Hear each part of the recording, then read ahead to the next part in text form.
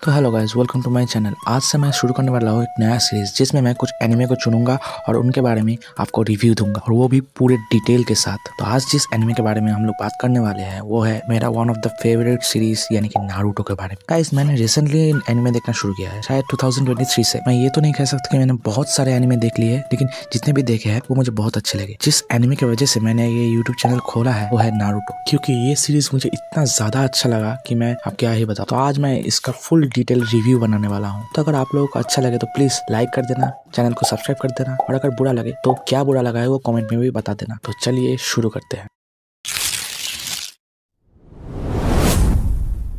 Naruto, जो कि एक जापानीज मांगा सीरीज है जिसे लिखा और इलिस्ट्रेट किया है मासाशी किशिमोटो ने, और इस मांगा को पब्लिश किया गया था सुएशा पब्लिशर्स। ये मांगा शुरू हुआ था 21 सितंबर 1999 को और ये चला था 10 नवंबर 2014 तक। इसके एनिमेशन टेलीविजन सीरीज को दो पार्ट में भाग किया गया। पहला था नारुतो, जो कि 2002 में एयर हुआ और 2007 में इसका एंडिंग आ गया। उसके बाद नारुतो शिपुडेन, जो कि 2007 से लेकर 2017 तक चला था। नारुतो के ओरिजिनल सीरीज के पूरे 220 एपिसोड थे, और उसके बाद नारुतो शिपुडेन के कुल 500 एपिसोड थे, यानी कि टोटल 700 एपिसोड इस एनिमे सीरीज में थे। इसके सिवा नारुतो के कुछ मूवीज भी रिलीज हुआ। सबसे पहले रिलीज हुआ था Ninja clash in the land of snow, जो कि 2004 में रिलीज हुआ। उसके बाद आया था legend of the stone of गैलल, जो कि रिलीज हुआ था 2005 में। उसके बाद रिलीज हुआ था guardians of the crescent moon kingdom, जो कि रिलीज हुआ था 2006 में। उसके बाद रिलीज हुआ था नारुतो शिपुडेन मूवी, जो कि रिलीज हुआ था 2007। उसके बाद रिलीज हुआ था नारुतो शिपुडेन मूवी बॉन्ड, जो कि रिलीज हुआ था 2008 में। उसके बाद रिलीज हुआ था Naruto Shippuden the movie the well of fire, जो कि रिलीज हुआ था 2009 में। उसके बाद 2010 में रिलीज हुआ था Naruto Shippuden movie the lost tower. उसके बाद 2011 में रिलीज हुआ था Naruto the movie blood prison. उसके बाद 2012 में रिलीज हुआ था road to ninja Naruto the movie. उसके बाद 2024 में रिलीज हुआ था the last Naruto the movie. कुल मिलाकर नारुतो के पूरे सीरीज में 10 मूवीज रिलीज हुए थे। अब बात करते हैं नारुतो के स्टोरी लाइन के बारे में।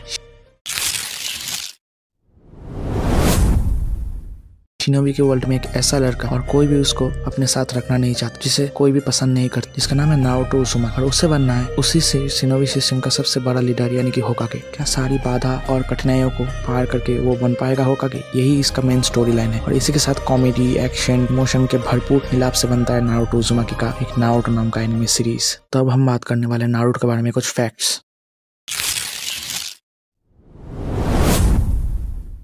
तो दोस्तों, क्या आप लोगों को पता था कि पहले वो नारुतो के सर पे हेडबैंड की जगह एक गॉगल्स होने वाला था। किशिमोटो सर को गॉगल्स बनाने में बहुत ही बोर लग रहा था, इसलिए उन्होंने ये आइकॉनिक हेडबैंड बनाया, जो कि आप नारुतो सीरीज का सबसे यूनिक चीज है। क्या आप लोगों को ये पता था कि पहले नारुतो सीरीज में सास्के होने ही नहीं वाला था, लेकिन बाद में किशिमोटो सर के एडिटर ने उनको कहा कि नारुतो के लिए एक राइवल चुने, और तब सास्के का जन्म हुआ। फैक्ट नंबर 3, क्या आप लोगों को पता था कि किशिमोटो सर को खुद भी नहीं पता था कि नारुतो का one of the most famous character काकाशी इतना ज्यादा फेमस हो जाएगा। फैक्ट नंबर 4, क्या आप लोगों को पता है कि नारुतो किशिमोटो सर ने एक शिफ्ट डिजाइन किया था, लेकिन बाद में स्टोरी लाइन में फिट नहीं होने के कारण इसे हटा दिया गया और नारुतो को एक निंजा बॉय बना दिया गया। और लास्ट फैक्ट है, क्या आप लोगों को पता है कि जिराया के कैरेक्टर को एक जापानीज माइथोलॉजिकल कैरेक्टर से लिया गया था, जिसका नाम था जिराया गोगत्सुको मोनोताकेरी। अगर प्रोनाउंसिएशन में कोई गलत हो जाए तो माफ कर देना। और यहीं पर खत्म होता है मेरा फैक्ट।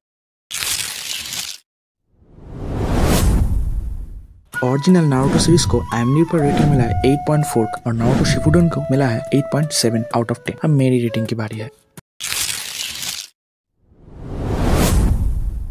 तो देखिए, एज अ फैन तो मैं इसको फुल स्टार दे सकता हूँ, लेकिन क्योंकि मैं क्रिएटर के हैसियत से इसको रिव्यू कर रहा हूँ, इसलिए इसको मैं देने वाला हूँ 4.7 आउट ऑफ 5। ये जितने भी पॉइंट मैंने काटा है ना, वो बस साकुरा की वजह से। अगर वो नहीं होता तो मैं इसको फुल मार्क्स दे सकता था। और आपको एक सीक्रेट बात बताऊं, तो आज के लिए बस इतना ही। अगर ये वीडियो आप लोगों को अच्छा लगे तो प्लीज लाइक कर देना, चैनल को सब्सक्राइब कर देना। और गाइज, मैं आप लोगों से एक रिक्वेस्ट करना चाहता हूँ। मैंने अभी एनिमे देखना शुरू किया है, तो क्या आप लोग मुझे कुछ सजेस्ट कर सकते हैं अच्छे एनिमे के बारे में? मिलते हैं अगले वीडियो पर।